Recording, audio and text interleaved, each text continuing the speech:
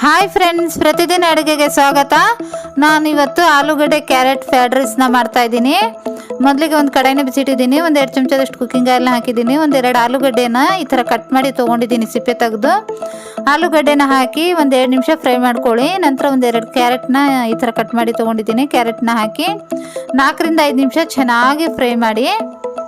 4 ರಿಂದ 5 ನಿಮಿಷ ಚೆನ್ನಾಗಿ ಫ್ರೈ ಮಾಡಿದ್ದೀನಿ. ನೋಡಿ, ಒಂದು ಆಲೂಗಡ್ಡೆನ ಈ ಥರ ಪೀಸ್ನ ಕಟ್ ಮಾಡಿ ನೋಡಿ. ಕಟ್ಟಾದರೆ ಬೆಂದಿದೆ ಅಂತ ಅರ್ಥ. ನೋಡಿ, ಕಟ್ ಆಗ್ತಾ ಇದೆ, ಬೆಂದಿದೆ ಚೆನ್ನಾಗಿ. ತೆಗೆದುಬಿಡಿ ಆಲೂಗಡ್ಡೆ ಕ್ಯಾರೆಟ್ನ ಒಂದು ಪ್ಲೇಟ್ನಲ್ಲಿ.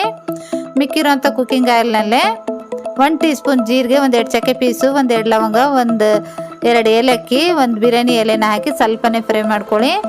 ನಂತರ ಒಂದು ಈರುಳ್ಳಿ ಹಾಕಿ, ದೊಡ್ಡ ಸೈಜ್ ಈರುಳ್ಳಿ ತೊಗೊಂಡಿದ್ದೀನಿ. ಈರುಳ್ಳಿನ ಹಾಕಿ ಮಿಕ್ಸ್ ಮಾಡಿ ಒಂದು 2 ರಿಂದ 3 ಹಸಿ ಮೆಣಸಿಕಾಯಿ, ಒಂದು ಸ್ವಲ್ಪ ಕರಿಬೇವು ಎಲೆನ ಹಾಕಿ ಈರುಳ್ಳಿ ಸ್ವಲ್ಪ ಕಲರ್ ಚೇಂಜ್ ಆಗೋವರೆಗೂ ಫ್ರೈ ಮಾಡ್ಕೊಳ್ಳಿ.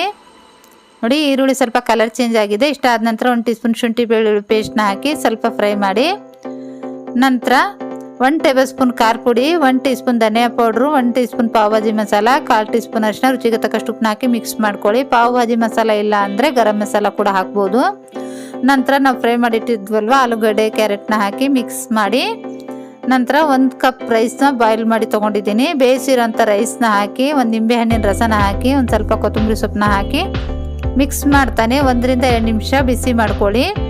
1 ರಿಂದ 2 ನಿಮಿಷ ಬಿಸಿ ಮಾಡಿದ್ದೀನಿ, ರೆಡಿಯಾಗಿದೆ. ಗ್ಯಾಸ್ನ ಆಫ್ ಮಾಡಿಬಿಡಿ. ನೋಡೋಕೆ ಎಷ್ಟು ಚೆನ್ನಾಗಿ ಕಾಣಿಸ್ತಾ ಇದೆಯೋ ಅಷ್ಟೇ ರುಚಿಯಾಗಿರೋಂಥ ಈ ಆಲೂಗಡ್ಡೆ ಕ್ಯಾರೆಟ್ ಫ್ರೈಡ್ ರೈಸ್ನ ಖಂಡಿತ ಟ್ರೈ ಮಾಡಿ.